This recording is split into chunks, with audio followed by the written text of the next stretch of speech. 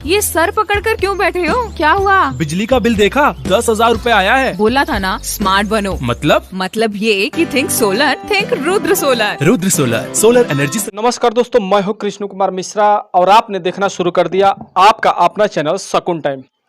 दोस्तों, वह भयानक नजारा जो कि सूडान की है। ये सर पकड़कर क्यों बैठे हो? क्या हुआ? बिजली का बिल देखा? 10,000 रूपए आया है। बोला था ना स्मार्ट बनो। मतलब ये कि think solar, think Rudra solar. Rudra solar, solar energy से। में वह युद्ध का भयानक नजारा हम लोग तो सोशल मीडिया के माध्यम से देखा करते हैं और आपको भी सोशल मीडिया के माध्यम से यह जो है वीडियो आपने देखा होगा। मैं ठीक उसी सूडान के एक ऐसे व्यक्ति से मिलवाने का प्रयास करूंगा जो कि गाजीपुर जिले के बाराचौर ब्लॉक क्षेत्र के अंतर्गत मटवा ग्राम सभा की है। अपने बीवी बच्चे के लिए रोजी रोटी की तलाश में आप सूडान जाते हैं और 1.5 साल नौकरी करने के बाद वह भयानक नज़ारा आपके सामने आता है, तो उस समय आपकी स्थिति क्या होती होगी, हम इन्हीं से जानने का प्रयास करेंगे। सबसे पहले हमारे चैनल में आपका बहुत बहुत स्वागत है।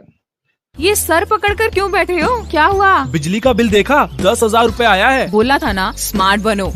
मतलब ये कि think solar, think Rudra solar. Rudra solar, solar energy से। धन्यवाद। सबसे पहले हम यही जानना चाहेंगे कि हमारे दर्शकों को आप अपना परिचय बताएं। हमारा गाजीपुर जिला ग्राम सभा मटवा अकबरपुर, लालजी राजभर नाम है हमारा। हमारा पिताजी का नाम श्री अमित चंद्र राजभर। हम सूडान में 1.5 साल से रह रहे हैं, हो गया 1.5 साल। हाँ, एक बार गए थे, दोबारा एक बार जाके आए, दोबारा फिर गए थे, जो अक्टूबर में हम गए थे। ये अप्रैल में घटना घटी। हाँ। अच्छा, ये बताइए कि जो घटना आपके सामने घटी उस समय का नज़ारा कैसा होगा, कैसा अपने आप को आप महसूस कर रहे होंगे? नज़ारा बहुत दैनिक था। मैंने ये समझिए कि स्थिति बहुत ही नाजुक थी। जो सामने मतलब 100 मीटर के रेंज में अगर बम गिरता है, गोली चलती है, तो उस समय हालात तो एकदम बुरी हो जाती है। जैसे अब ये 14 तारीख को भयानक युद्ध हो गया। 14 अप्रैल को बहुत भयानक हुआ। तो उसमें हम लोग अपने रूम में आ गए थे। हम लोग कंपनी से मैसेज आया कि आप लोग अपने रूम में जाइए। हम लोग अपने रूम में आ गए। रूम में आए, कुछ मिनट के बाद खुद फायर जेट से जो पैरा मिलिट्री का वो हमारा आर्मी वाला निशाना साधा, उसके ऊपर निशाना नहीं लगा, सीधा वो हमारे बाथरूम के ऊपर गिरा। पूरी बाथरूम बिल्डिंग उड़ गई और उस समय पूरे बिल्डिंग में धुआं हो गया। कुछ टाइम तक उस बिल्डिंग में आप लोगों के दोस्त मित्र जो है 30 के 35 के संख्या में लोग रह रहे थे। जब जिस समय जो है आप अपने रूम में होंगे और बगल में ही बाथरूम होगा, उस समय जो है बम फेंका गया, बम जो है सीधे बाथरूम पर गिरा। तो उस समय जो है कैसा लगा आपको कि जो है अब लग रहा है कि अब जान चला जाएगा, तब जान चला जाएगा, क्या स्थिति थी? अब वो उस समय यही लग रहा था कि अब हम बचेंगे नहीं। कुछ सेकेंड के लिए तो किसी का मैंने चेतना तक नहीं रही। जब बम गिरा तो किसी तक चेतना तक नहीं। फिर हम लोग किसी तरह निकल कर भागे वहाँ से, लेकिन यही स्थिति थी कि हम लोग अब बचेंगे नहीं। जैसे गोला बारूद बम चल रहा था।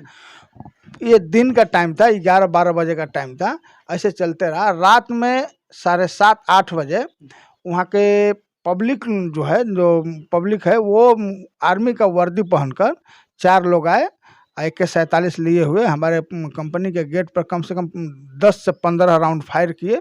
इसके बाद गार्ड को मारे, गार्ड को मार के अंदर आए। अच्छा, आप बता रहे हैं कि 4 लोग जो है सरकारी मतलब वर्दी पहने हुए आए। हाँ। तो क्या वह उपद्रवी थे कि अन्य लोग थे, कैसे थे, क्या थे? वो उपद्रवी थे। उनको लूट मार से ही मतलब था। अब जैसे आए, अब वहाँ पर हम थे, 2-3 आदमी थे जो कि हम लोग के कनपट्टी पर लगा दे, खुद हमारे कनपट्टी पर लगा दिया। कनपट्टी पर लगा दिया और सब लड़के अंदर रूम में हैं। सबसे बोला कि सबको रूम खोलवाओ। रूम खुलवाए। रूम खुलवाने के बाद जितना सामान था, जैसे कपड़ा हुआ, पैसा हुआ, मोबाइल हुआ, जितना आया उन लोग के कब्जे में, वो लेकर चला गया। फिर ऐसे ही गोला बारूद तो चल ही रहा था, लेकिन ये लोग ये कर रहा था, लेकर चला गया। फिर दूसरे दिन सुबह में फिर 8 बजे आए, 7 साढ़े 8 बजे आए, फिर वैसा ही किए। तो कुछ रह नहीं गया था, कुछ नहीं रह गया था तो अपना आए जो भी मिला ले गए। फिर कंपनी का जो भी सामान मिलता था, जो भी XYZ कुछ भी मिलता था वो लेके जाते थे। और कंपनी का हमारा 4-5 6 फोर व्हीलर गाड़ी ले गए, ट्रैक्टर ले गए, सब कुछ ले गए। अच्छा ये बताइए कि जैसे आपके पास मोबाइल होगा, हाँ। कुछ पैसे होंगे, हाँ। आपके पास भी होगा, आपके साथी के पास भी हाँ। होगा, तो क्या उन्होंने इस चीज़ पर भी जो है अपना नज़र डाला कि वो साथ में लेकर गए? नहीं, सब पैसे लेकर गए। हम्म। वो मान लीजिए गन पॉइंट पर लिए हैं, जी। और जो भी कुछ है तो अब यही एक रास्ता था कि जो ये मांगता है इसको दे दो। कपड़े, अपनी जान बचाना। हाँ, अपना जान बचाने के लिए कपड़े लत्ते जो भी था सब दे दिया गया, कुछ बचा नहीं। वही 2-4 आदमी का इधर उधर मोबाइल छिपा दिया था, कपड़े वपड़े बैग छिपा दिया था, तो वो बच गया, नहीं तो और किसी का बचा नहीं। हाँ। भयानक नज़ारा सूडान का मैं आपसे रूबरू कराया। सर मैं सबसे पहले यह जानना चाहूँगा कि जब कनपट्टी पर जो है बंदूक रखा गया था, तो क्या वह लोग जो है हर लोगों के पास जो है हर लोगों के साथ जो है ऐसा ही व्यवहार करते थे? और जो है मान लीजिए कि जो व्यवहार करते थे वो तो है ही है, लेकिन क्या जो है गोली भी वो लोग मारते थे? नहीं, गोली नहीं मारते थे। कनपट्टी पर बंदूक एक आदमी को रख दिया, 4 आदमी थे, एक आदमी को रख दिया, 3 आदमी अपना रूम खोला तो 3 आदमी रूम को सर्च करते थे, क्या मिला नहीं मिला वो सब अपने कब्जे में करते थे। तो क्या मांगे थी उनकी? उनकी कुछ मांग, जो पैसा है पैसा दे दो बोलते थे, अपना अरबी में बोलते थे